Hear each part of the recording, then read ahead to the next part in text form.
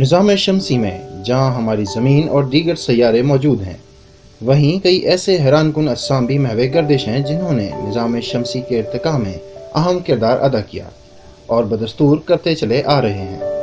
ان محیر العقول اجسام کو ایسٹرائڈز کہا جاتا ہے۔ یہ چھوٹے لیکن انتہائی اہم اجسام نہ صرف نظام شمسی بلکہ اس کے سیاروں کے طویل ارتقائی عوامل کا اہم ترین حصہ رہے ہیں۔ نظام شمسی کے قیام کے ابتدائی زمانے میں یہ ایسٹرائڈز مختلف معدنیات اور پانی کو سیاروں تک پہنچانے کا ایک بڑا ذریعہ تھے۔ نئے تشکیل پاتے سیاروں پر یہ آتشی گولوں کی مانند برستے تھے، جس سے جہاں سیاروں پر تباہی برپا ہوتی تھی، وہیں ان ایسٹرائڈز میں موجود دھاتیں، معدنیات اور پانی بھی سیاروں کا حصہ بن جاتے تھے۔ یعنی ناظرین، نظام شمسی کے ابتدائی زمانے سے تعلق رکھنے والے یہ قدیم ایسٹرائڈز آج بھی سورج کے گرد محو گردش ہیں۔ ان میں سے اکثر مریخ اور مشتری کے درمیان موجود ایسٹرائڈ بیلٹ کا حصہ ہیں، جبکہ بعض کے مدار مختلف سیاروں کے گرد قائم ہیں۔ ایسٹرائڈز کے مدار سالوں سے لے کر کئی دہائیوں پر محیط ہوتے ہیں۔ مشاہدات سے پتہ چلتا ہے کہ زیادہ تر ایسٹرائڈز کا رنگ سرمئی یا سرخی مائل ہوتا ہے، لیکن ایک پراسرار ایسٹرائڈ فائتھون اپنے چمکتے نیلے رنگ اور غیر معمولی خصوصیات کی وجہ سے ماہرین کے لیے ایک معمہ بنا ہوا ہے۔ یہ ایک نیئر ارتھ ایسٹرائڈ ہے جس کا انتہائی بیضوی مدار اسے سورج سے نہایت قریب لے جاتا ہے۔ یہی وجہ ہے کہ اس کا نام سورج کے دیوتا ہیلیوس کے بیٹے فائتھون کے نام پر رکھا گیا ہے۔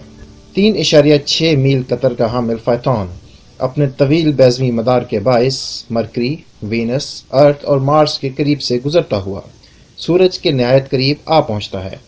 اس دوران فائتھون کا سورج سے فاصلہ محض 13 ملین میل ہو جاتا ہے، جس کے باعث اس کی سطح کا درجہ حرارت 750 ڈگری سینٹی گریڈ تک پہنچ جاتا ہے۔ سورج کی شدید کشش اور حدت سے فائتھون پر موجود دھاتیں اور معدنیات پگھلنے لگتی ہیں۔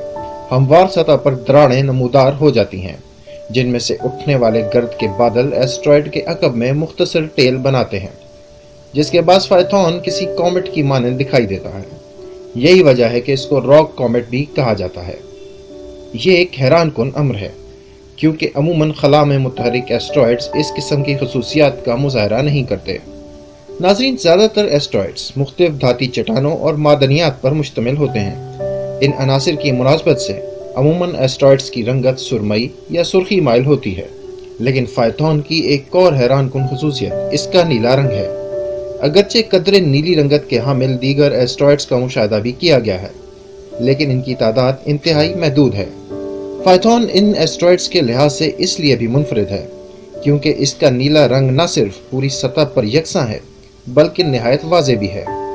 بعض ماہرین کا ماننا ہے کہ فائتھون ایک بڑے اور قدرے ہلکی نیلی رنگت کے حامل ایسٹرائڈ پیلس کا ٹکڑا ہے جو کسی حادثے کے نتیجے میں اس سے الگ ہو گیا تھا۔ تاہم اس سلسلے میں مزید تحقیقات جاری ہیں اور ان تحقیقات کے دائرے کو دیگر ایسٹرائڈز کے مطالعے تک وسیع کر دیا گیا ہے۔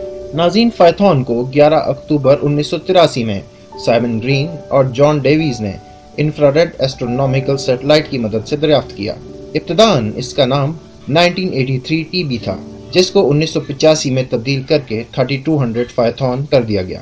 اس کی اسپیکٹرم کے مشاہدے سے پتہ چلتا ہے کہ یہ زیادہ تر ہائیڈروجن سلیکیٹس پر مشتمل ہے۔